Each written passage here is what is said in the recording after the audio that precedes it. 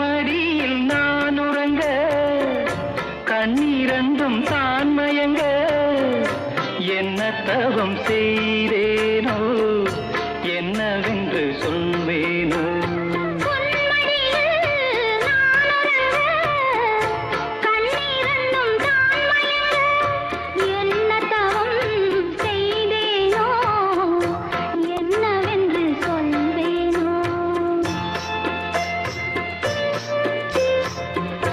ஏழ் பிறப்பும் இணைந்திருக்கும்